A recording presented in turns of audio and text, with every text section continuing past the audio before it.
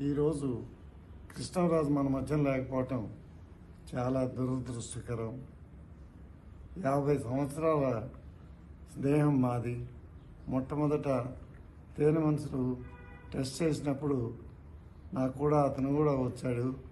తర్వాత నేను తేనె మనసులో ఇంట్రడ్యూస్ అయ్యాను, అతను చిలకా గోరింకలో ఇంట్రడ్యూస్ అయ్యాడు. చిలకా గోరింక తర్వాత నేనంటే నేనే అనే సినిమాలో నాతో పాటు ఫస్ట్ విలన్గా యాక్ట్ చేశాడు. ఆ తర్వాత విలన్గా ఎన్నో సినిమాలు హీరోగాను, సెకండ్ హీరోగా అతను నాతో చాలా సినిమాలు చేశాడు.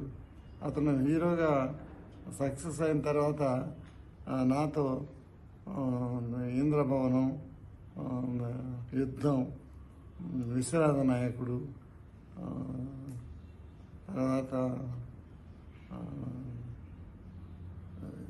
ఇలా కొన్ని అడవి సింహాలు, ఈ సినిమాలన్నీ కూడా సక్సెస్ అయినాయి.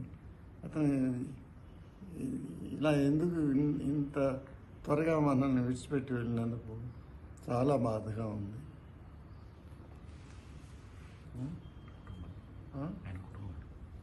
కుటుంబానికి కృష్ణరాజు